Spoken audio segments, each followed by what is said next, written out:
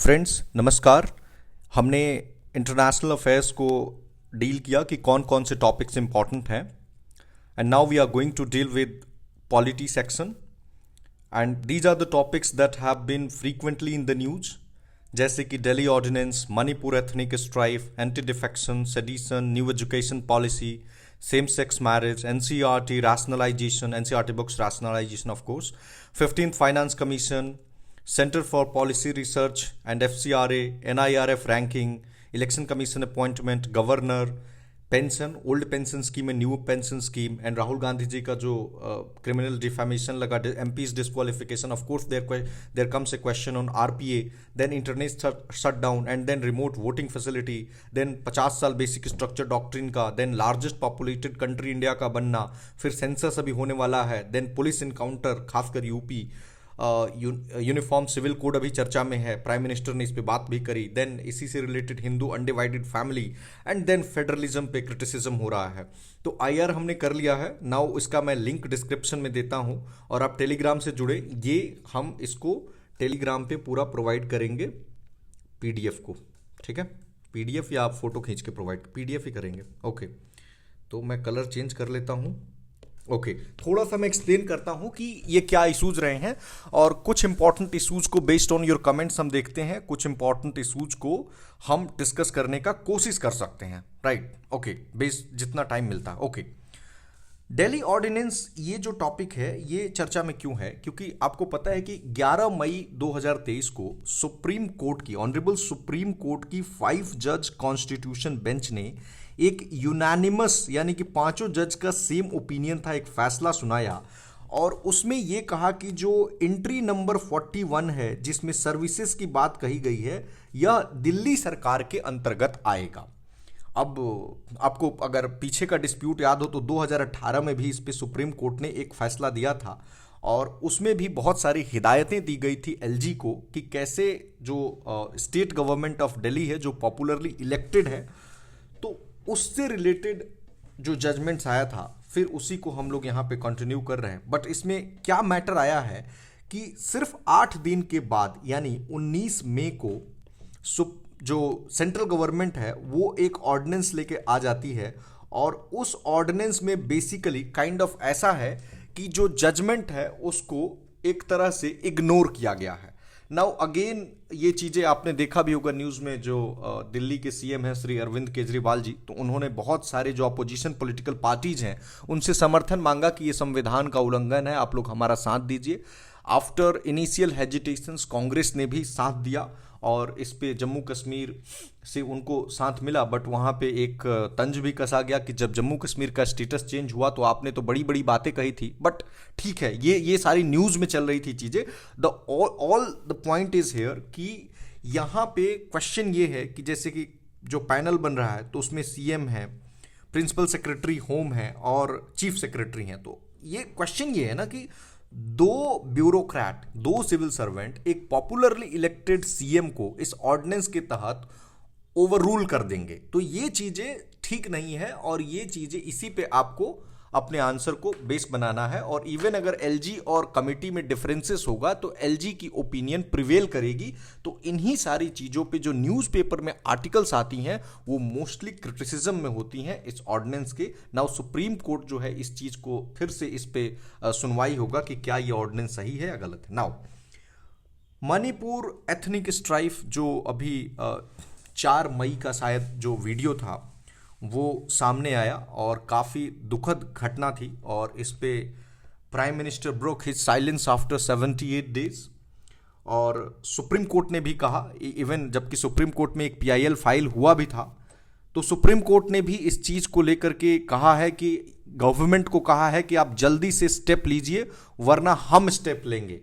तो मुझे ऐसा लगता है कि अगर गवर्नमेंट है, अगर वो अपने तरफ से, देखिए यहाँ विमेन को एक मीन्स के रूप में यूज किया गया है। सेकेंडली, एक स्टेट में इंटरनल सिक्योरिटी हम कंट्रोल नहीं कर पा रहे हैं। थर्डली, यूरोपियन पार्लियामेंट में एक रेजोल्यूशन आया, हालांकि जब प्राइम मिनिस्टर मोदी विजिट किए थे फ्रांस को तो उस समय फ्रांस ने इस मैटर को नहीं रखा मणिपुर का, और इंडिया ने भी जो फ्रांस में ह्यूमन राइट्स वायलेशंस हुए तो उसको नहीं रखा इमिग्रेंट को लेकर के। बट यूरोपियन पार्लियामेंट ने इस पे रिजोल्यूशन लिया, बट वो क्वेश्चन अलग है। यूरोपियन पार्लियामेंट का जब क्वेश्चन आता है तो आप उसमें इंडिया को सपोर्ट करेंगे और लिखेंगे कि it is an internal matter of India, तो उसमें यूरोपियन पार्लियामेंट का कोई लोकस स्टैंडर्ड नहीं है और ये हम अपने तरीके से डील करेंगे। बेसिकली ये मामला क्या है ना, बेसिकली मामला ये है कि मणिपुर में 52% के अराउंड एक कम्युनिटी रहती है। उस कम्युनिटी का नाम है मेइटी कम्युनिटी। तो ये पॉपुलेशन वाइज सबसे ज्यादा है, बट वहां पे क्या है कि एसटी कोटा में ये आते नहीं थे। तो इनको जो, और ये केवल हिली एरियाज में जाकर सेटल हो नहीं सकते हैं, तो इनको जो मणिपुर का जो इम्फाल वैली है, इम्फाल वैली, तो वहां पे ये कॉन्सेंट्रेटेड है। तो इनको लगता है कि हमारा 52% पॉपुलेशन है, बट हम 10% ऑफ द मणिपुर एरिया में रहने के लिए बाध्य हैं। हालांकि अगर एजुकेशन में देखेंगे या फिर अगर आप जॉब्स में देखेंगे तो इनका रिप्रेजेंटेशन कम नहीं है। दूसरी तरफ जो कम्युनिटी आती है वो कई सारी कम्युनिटीज हैं, जैसे कि कुकी है, जोमी है, मीजोज हैं, ये कम्युनिटीज हैं। तो ये कम्युनिटीज हिली एरियाज में रहती हैं और इनको ट्राइबल दर्जा प्राप्त था पहले से। 27 मार्च को मणिपुर हाई कोर्ट एक जजमेंट देता है और उस जजमेंट के तहत जो मीटी कम्युनिटी है इसको भी एसटी दर्जा प्रदान कर दिया जाता है। ऐसे में जो ये कम्युनिटी है ये विरोध करते हैं इसका। और भी कुछ इशूज रहे हैं, जैसे कि जो कुकी कम्युनिटी के साथ सस्पेंशन ऑफ ऑपरेशन था, उसको एन बीरेन सिंह की जो स्टेट गवर्नमेंट है उसको उन्होंने यूनिलैटरली खत्म कर दिया। उसके बाद जो एक एलिगेशन है एन बीरेन सिंह पे कि इनका जो गवर्नमेंट है वो पार्टिसान है टुवर्ड्स द जो ट्राइबल कम्युनिटीज हैं, हिली ट्राइब्स, उनके because of the language he is using, ऐसा उनका कहना है या उनका ऐसा एलिगेशन है कि ये गवर्नमेंट हमारे अगेंस्ट में काम कर रही है। हमारे honourable home minister Amit Shah ji ने विजिट भी किया और उस समय काफ़ी हर कम्युनिटी से उन्होंने मुलाकात की, तो काफ़ी चीज़ों को सही देखा जा रहा था। बट जहाँ तक जुडिशियल पैनल का सवाल है, जहाँ तक कमिटी का सवाल है, तो उसमें बहुत सारे डिफरेंसेस हैं। देखिए बेसिकली इसका समाधान ऐसा है कि एक इंडिपेंडेंट जुडिशियल पैनल बनना चाहिए जो प्रोब करे। दूसरी चीज, जो वहाँ के एमएलएज हैं या एमपीज हैं, एमएलएज हैं, सबसे पहले इनको कम्युनिटी इंटरेस्ट से ऊपर उठ के चीज़ों को देखना पड़ेगा। हम अपने सजेशंस में यही देंगे, क्योंकि इवन देखिए जो ट्राइबल्स हैं, जो हिली ट्राइबल्स हैं, वो सेपरेट एडमिनिस्ट्रेशन का डिमांड करने लगे हैं। और वो चाहे वो सेम ही पार्टी के हो, इवन बीजेपी पार्टी से हो, तब भी वो अपने कम्युनिटी के इंटरेस्ट को, डिमांड को ज़्यादा प्रायोरिटी दे रहे हैं। तो ऐसा नहीं होना चाहिए। होना ये, और सिविल सोसाइटी यहाँ पे बहुत अच्छी भूमिका निभा सकती है। आपको पता है कि मोर देन 120 पीपल का इसमें आज जो रिपोर्ट हुआ है, डेथ हुआ है, और 45,000 पीपल ऑलमोस्ट डिस्प्लेस हो गए हैं। और काफ़ी इंटर कम्युनिटी टेंशंस भी हैं। मिजोरम में जो मीटीज़ रह रहे थे तो उनको प्रॉब्लम हो रहा है। तो ऐसा इसमें क्या है ना कि जो हम एक कहते हैं विन विन सिचुएशन, यहाँ पे लूज लूज सिचुएशन है फॉर ऑल द कम्युनिटीज़। और इंडिया के हित में तो ये बिल्कुल नहीं है, और मुझे लगता है कि जल्दी से जल्दी इस मैटर को सॉर्ट आउट कर लिया जाना चाहिए। नाउ हम तीसरा इशू यहाँ पे देखते हैं, इतना डिटेल में नहीं, जल्दी जल्दी हम कवर करते हैं। एंटी डिफेक्शन का मैटर देखिए, ये महाराष्ट्र के केस में आपको पता है, या फिर एमपी के केस में, या कर्नाटका में, ये सारे रिसेंट महाराष्ट्र में इस पे सुप्रीम कोर्ट का जजमेंट भी आया और उन्होंने काफ़ी खरी खरी सुनाया उन्होंने। और हालांकि उन्होंने कहा कि चूंकि जो सीएम उद्धव ठाकरे हैं उन्होंने अपनी मर्जी से रिजाइन दिया है, तो हम उनकी गवर्नमेंट को रीस्टोर तो नहीं कर सकते हैं, बट उन्होंने गवर्नर को बताया कि it's very serious and very serious for the democracy, और आपको पॉलिटिकल इशूज में बहुत ज़्यादा घुसने की ज़रूरत नहीं है, आप बहुत नॉन पार्टिसान ढंग से काम करें। तो anti defection basically 10th schedule से संबंधित है, 52nd अमेंडमेंट के तहत 1985 में आया था। You know all the history. Okay, sedition was there in the news because law commission of India जो है 22वां अभी चल रहा है, उसका 279th रिपोर्ट आया है। और इस बार भी लॉ कमीशन ने कहा है इसको हटा, जैसे डिमांड क्या चल रहा है कि इसको हटाने की, but law commission of India has again said कि नहीं, इसको हटाने की जरूरत नहीं है। और इनफैक्ट जो केदारनाथ सिंह जो जजमेंट हुआ था 1962 में, तो केदारनाथ सिंह वॉज बेसिकली एक कम्युनिस्ट थे ये बिहार से, तो इसी में जजमेंट 1962 में आया था। तो बोला कि इस जजमेंट में जो बातें कही गई थी उसको एक्सप्लिसिटली इंक्लूड कर दो। और हम किस सेक्शन की बात कर रहे हैं आईपीसी का, तो सेक्शन 124A। ये कॉलोनियल एरा का एक हैंगओवर है। इसने कमिटी ने कहा है कि जो भी कॉलोनियल एरा की चीज़ें हैं, तो ऐसा नहीं है कि हम सारी चीज़ों को हटा देंगे, पुलिस भी है, ब्यूरोक्रेसी भी है, बट ये आर्गुमेंट ठीक नहीं है, क्योंकि अदर जो चीज़ें हैं वो, ये आर्गुमेंट इसलिए ठीक नहीं है क्योंकि जो अदर चीज़ें जो हैं वो सबऑर्डिनेशन और डोमिनेंस पे आधारित नहीं है। लेकिन ये जो सेडिशन वाला है इसका बहुत मिसयूज होता रहा है। तो अब जितनी न्यूज़पेपर आर्टिकल्स हैं, दे आर सेइंग कि सरकार को अब ये स्टेप लेना चाहिए, क्योंकि लास्ट ईयर सुप्रीम कोर्ट ने बहुत सारे जो पिटीशंस थे उनको क्लब किया और बोला कि एक बार सरकार इस पे अपना निर्णय ले, फिर हम अपना आगे देखेंगे। और इवन ये भी बोल दिया है कि अभी जो पनिशमेंट 3 साल का है, ये रिपोर्ट बोलता है कि इसको 7 साल पनिशमेंट किया जाए। तो ये भी एक क्रिटिसिज्म के तौर पे आप इसको यूज करेंगे कि एक तरफ हम इसे हटाने की बात कर रहे हैं, दूसरी तरफ इसमें पनिशमेंट बढ़ाने की बात की जा रही है। न्यू एजुकेशन पॉलिसी 2020 से 40 तक का हमारा जो एजुकेशन का ट्रेजेक्टरी है वो तय करता है। सारी चीज़ों पे आप बात करेंगे, primary education, pre primary education, foundational learning, जो फाइनेंसिंग का एस्पेक्ट है, हायर एजुकेशन या फॉरेन यूनिवर्सिटी जो कैंपसेस खोल रही हैं, तो उस पर बहुत सारे आर्टिकल्स आते रहते हैं। Same sex marriage supreme court में इस पर सुनवाई चली, आप सभी को पता है। तो एक आपको 2018 में सुप्रीम कोर्ट ने सेक्शन जो 377 है इसको डीक्रिमिनलाइज कर दिया था कि carnal intercourse against the order of nature, ये टर्म को आप जरूर यूज करेंगे। तो इसको क्रिमिनलाइज किया गया था, बट इसको डीक्रिमिनलाइज सुप्रीम कोर्ट ने, एक जजमेंट था, उस जजमेंट का आप नाम जरूर लिखेंगे। वो जजमेंट था नवतेज सिंह जौहर वर्सेस यूनियन ऑफ इंडिया 2018 में। और एक और टर्म है जिसको आप यूज कर सकते हैं अपने आंसर में, वो सुप्रीम कोर्ट ने बोला था कि constitutional morality must Trump over the social और मेजोरिटेरियन मोरालिटी। तो ये जो टर्म्स होते हैं ना, वो मेंस के आंसर को आपको काफ़ी इनरिच कर देते हैं। तो अभी सेम सेक्स मैरिज में क्या बात चल रही है कि जो LGBTQIA+ जो कम्युनिटी है, तो इनको अभी भी शादी करने का जो अधिकार है वो नहीं दिया गया है। अब ऐसे में आपको पता है कि शादी से बहुत सारी जो हमारे सिटीजनशिप राइट्स हैं उनको हम एक्सेस कर पाते हैं। जैसे कि मान लीजिए कि आपको कहीं कोई अपार्टमेंट लेना है रेंट पे, तो बहुत सारी चीज़ें होती हैं या बहुत सारी कागजात होती हैं जो शादी के बेसिस पे आसानी से बन जाती हैं। कई बार ट्रीटमेंट कराने में स्पाउस की ज़रूरत, तो ये सब चीज़ें। और प्लस इनका सिर्फ ये आर्गुमेंट नहीं है, इनका आर्गुमेंट है कि भैया आर्टिकल 14 में there is equality before law and equal protection of the law. Article 19 में फ्रीडम ऑफ एक्सप्रेशन है, विच इंक्लूड्स क्या, विच इंक्लूड्स अपना कि सेक्सुअल ओरिएंटेशन को भी हम जताएं। आर्टिकल 21 में the most important one, the right to life with dignity है। एंड राइट टू प्राइवेसी को जो पुट्टास्वामी जजमेंट था, तो उसमें तो रिकग्नाइज कर लिया गया एज ए फंडामेंटल राइट इन 2017। तो इनको राइट्स मिलना चाहिए। बहुत सारे आर्गुमेंट्स हैं। ओके, एनसीईआरटी के रैशनलाइजेशन पे बात करते हैं। देखिए, एनसीईआरटी की बुक्स में खासकर ऐसा नहीं, केवल हिस्ट्री में, जैसे कि हिस्ट्री में जो गोधरा राइट्स है उस पे, या फिर इमरजेंसी पे, या फिर मुगल पीरियड, या फिर सल्तनत पीरियड, इन सब पे बहुत सारे बदलाव किए गए हैं। अगर हम साइंस की बात करें तो जो एवोल्यूशन वाला चैप्टर है तो उस पे, या फिर जो पीरियोडिक टेबल है उस पे, तो बहुत सारे जो चीज़ें हैं। गवर्नमेंट का ये मतलब एनसीईआरटी का ये आर्गुमेंट है कि हम इसको रैशनलाइज कर रहे हैं। कोविड-19 के आने के बाद बच्चों पे बहुत ज़्यादा बोझ बढ़ा और बहुत सारी जो चीज़ें हैं वो 7th में पढ़ाई जाती हैं, वो 11th में पढ़ाई जाती हैं, 9th में पढ़ाई जाती हैं, वो 11th में पढ़ाई जाती है। तो हम क्या कर रहे हैं कि ओवरलैपिंग को कम कर रहे हैं।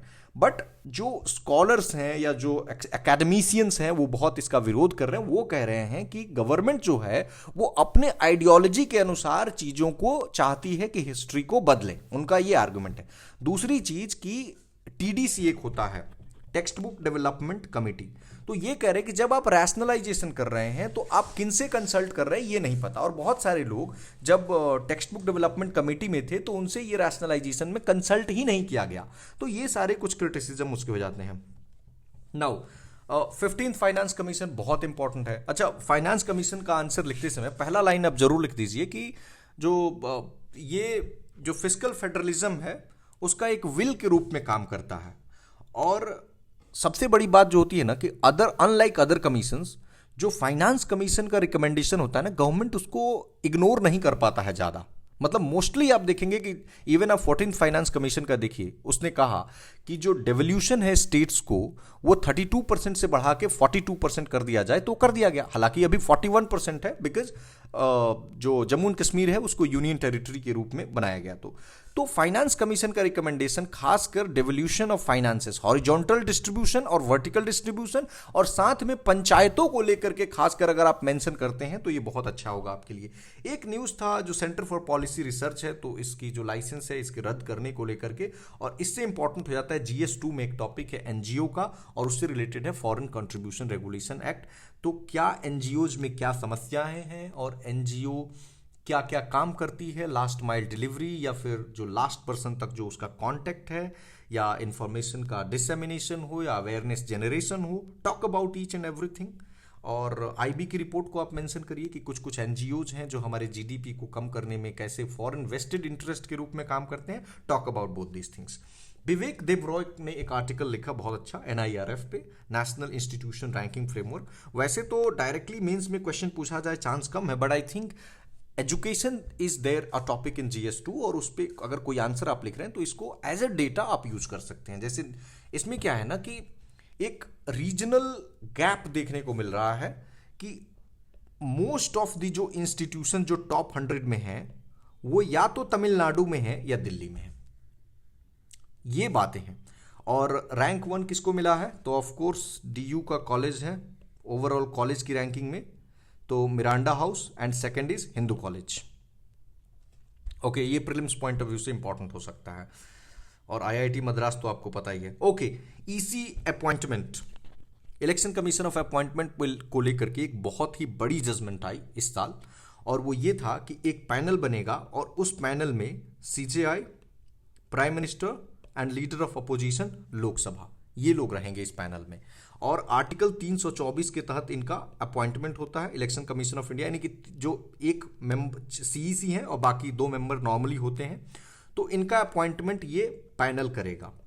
तो नॉर्मली जो न्यूज़पेपर के आर्टिकल्स देखेंगे तो आपको इसके सपोर्ट में आर्गुमेंट्स मिलेंगे, और होने भी चाहिए, क्योंकि नॉर्मली इलेक्शन का जो काम है ना वो बहुत ही पूरी डेमोक्रेसी जो है वो कह सकते हैं कि उसका एक सॉलिड फाउंडेशन उसको ये प्रोवाइड करता है। फ्री एंड फेयर इलेक्शन बहुत जरूरी है, और अगर केवल एग्जीक्यूटिव अपॉइंटमेंट होता है तो एक्चुअल में तो आपको पता ही है कि प्राइम मिनिस्टर ही चूज करते हैं, प्रेसिडेंट तो सिर्फ अपॉइंट कर देते हैं। तो ऐसे कंडीशन में अगर ये 3 रहते हैं तो ये ज़्यादा बेनिफिशियल है, और जो लीडर ऑफ अपोजिशन है मतलब कि ज़्यादा रिप्रेजेंटेशन भी है, और एक किसी के दबाव में वो काम नहीं करेगा। नाउ गवर्नर हमेशा से न्यूज़ में, इवन जो महाराष्ट्र कंट्रोवर्सी की मैंने बात की तो उसमें भी गवर्नर का रोल बहुत इंपॉर्टेंट है। गवर्नर को बहुत खरी खरी सुनाई ये CJI ने, तो गवर्नर का रोल बहुत इंपॉर्टेंट है। और इसमें जब भी आप गवर्नर को लिखें, आप सरकारिया कमीशन और पुंछी कमीशन के आर्गुमेंट्स को जरूर लिखें, ठीक है।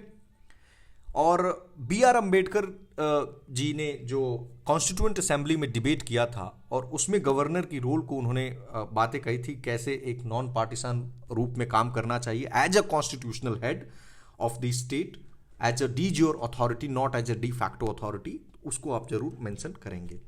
नाउ गवर्नर का रोल और भी चर्चा में था, क्योंकि अभी रिसेंट में तमिलनाडु के जो गवर्नर हैं RN रवि, वो काफ़ी चर्चा में थे इस वजह से कि उन्होंने जो स्टेट गवर्नमेंट ने जो उनको स्पीच दी थी पढ़ने के लिए, तो उन्होंने अपने मन से बहुत सारी लाइनों को हटा दिया। जैसे पेरियार से रिलेटेड कुछ लाइन थी, उन्होंने हटा दिया। वो इसलिए भी चर्चा में थे कि सिविल सर्वेंट्स की एक मीटिंग को वो एड्रेस कर रहे थे, और उन्होंने कहा कि जब केंद्र सरकार और राज्य सरकार में अगर कोई कॉन्फ्लिक्ट हो जाए तो आप केंद्र सरकार की बातों को मानेंगे। आई एम नॉट सेइंग कि उनका ये कहाँ तक है, मोस्टली न्यूज़पेपर आर्टिकल्स में उनकी इन आर्गुमेंट्स का क्रिटिसिज्म हुआ है। इवन उन्होंने तमिलनाडु का नाम चेंज करने की भी बात कही, तो ये सब काफ़ी तमिलनाडु में इसका प्रोटेस्ट भी हुआ। तो ये सारी चीज़ें इंपॉर्टेंट है गवर्नर के रोल से संबंधित। Now OPS versus NPS, old pension scheme and new pension scheme चर्चा में है। मोस्ट ऑफ द आर्टिकल्स जो डिस्कस करते हैं वो OPS को सपोर्ट नहीं करते हैं। अभी ये OPS चर्चा में क्यों आ गया, क्योंकि कुछ स्टेट्स जैसे कि राजस्थान, पंजाब ऐसे 5 स्टेट्स ने अभी क्या किया कि ओल्ड पेंशन स्कीम को ला दिया। अब आपके मन में एक सवाल उठ रहा होगा कि ये ओल्ड पेंशन स्कीम और न्यू पेंशन स्कीम है क्या।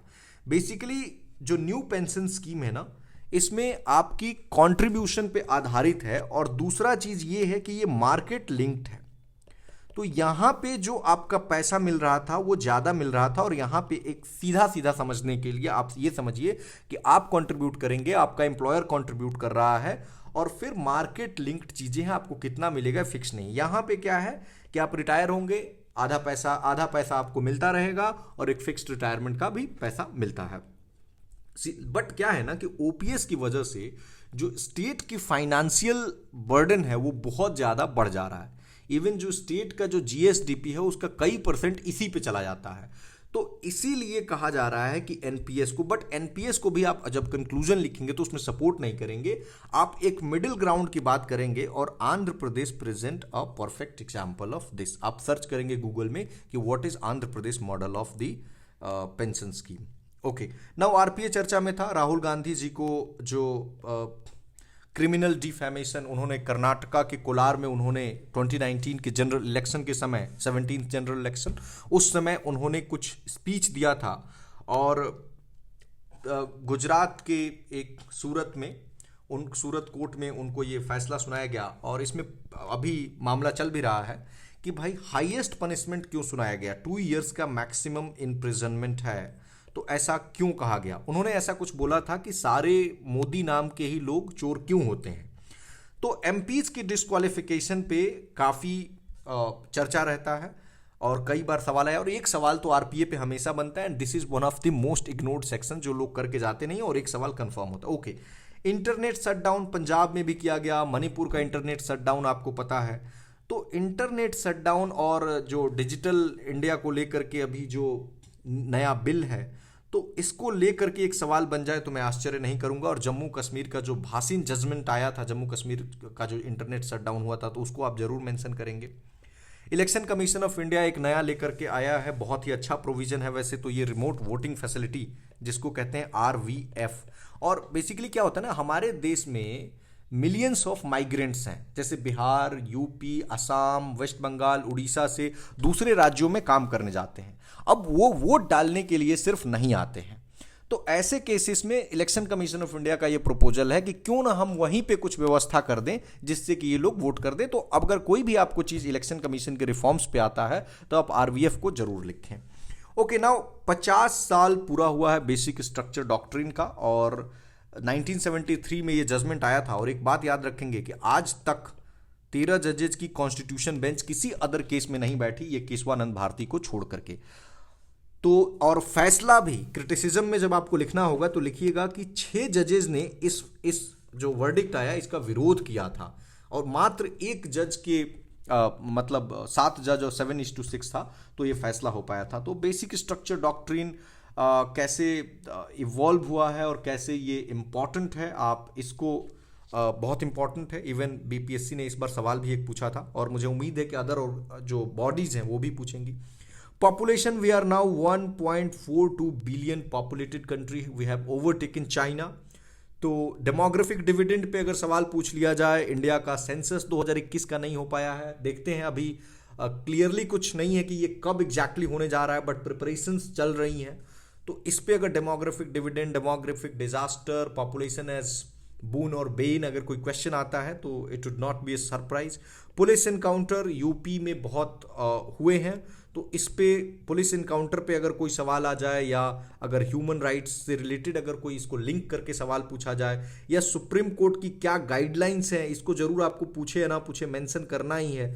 तो इन सारी चीज़ों को, यूनिफॉर्म सिविल कोड लाने की बात प्रधानमंत्री ने की, तो यूनिफॉर्म सिविल कोड पे जो 21st जो लॉ कमीशन था उसने तो बोल दिया था कि नहीं, neither desirable nor essential at this stage, और उसने बोला था कि फैमिली लॉ में हम रिफॉर्म करें।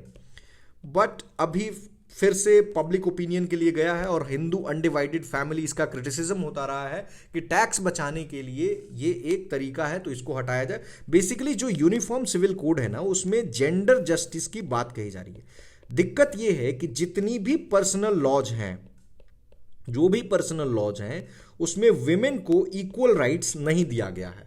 जैसे अगर आप देखेंगे तो अगर मुस्लिम पर्सनल लॉ देखेंगे तो उसमें जो वो टर्म मुझे नहीं याद आ रहा है, उसको क्या कहते हैं कि मेंटेनेंस शायद कहते हैं, मेंटेनेंस, तो वो एक लिमिटेड पीरियड तक ही दिया जाता है। अगर आप क्रिश्चियन में देखेंगे तो वुमेन का जो प्रॉपर्टी राइट्स है वो इक्वल प्रॉपर्टी राइट्स नहीं है। अगर आप पारसीज में देखेंगे तो अगर कोई पारसी महिला किसी दूसरे धर्म की महिला पुरुष से शादी कर लेती है तो उसको कम्युनिटी से बाहर निकाल दिया जाता है। तो ये सारे, ऐसा पुरुष के साथ क्यों नहीं होता? तो ये जो सारी चीजें हैं वो जेंडर जस्टिस के लिए सही नहीं है। इसीलिए संविधान निर्माताओं ने आर्टिकल 44 को डीपीएसपी में रखा, और इसलिए रखा क्योंकि एक आम सहमति नहीं बन पा रही थी।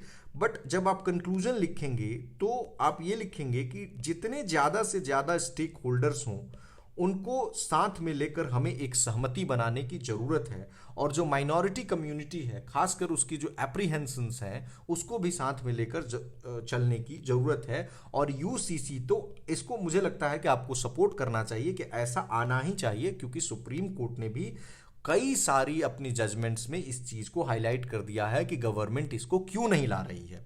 ओके, फेडरलिज्म को लेकर के आप हमेशा से एक इम्पॉर्टेंट टॉपिक है, और जो क्रिस्टोफ जाफरलोट हैं तो उनका एक आर्टिकल मैं पढ़ रहा था तो उसमें उन्होंने क्रिटिसाइज किया, जैसे कि कुछ एग्जांपल्स उन्होंने दिए कि कैसे एक full fledged state Jammu and Kashmir को 2 यूनियन टेरिटरी में बदल दिया गया, कैसे जो जीएसटी काउंसिल है उसमें यूनियन का डोमिनेंस बना हुआ है, क्योंकि इसमें जो जो डिसीजन लिया जाता है जीएसटी काउंसिल का, तो उस डिसीजन में जो रिप्रेजेंटेशन है वो 2/3 किसका है? स्टेट्स का है, और 1/3 रिप्रेजेंटेशन किसका है? सेंटर का है। बट डिसीजन लेने के लिए चाहिए 75%, तो जब सेंटर देगा ही नहीं तो मैक्सिमम स्टेट्स कितना ला पाएंगे? 66%। तो यानी कि इसका डोमिनेंस बन जाता है। तो इस तरह से इन्होंने अपने कुछ आर्गुमेंट्स दिए जिसमें फेडरलिज्म कैसे अभी खतरे में है ये अपना बता रहे हैं। बट जब आप आंसर लिखेंगे तो दोनों ही तर्क को प्रेजेंट करेंगे। नाउ आई थिंक कि हमने पॉलिटी और आईआर कर लिया, इसके बाद हम लोग इकोनॉमी, GS3 के बहुत सारे सेक्शंस और जो सोसाइटी वाला पोर्शन है उसको देखेंगे। धन्यवाद।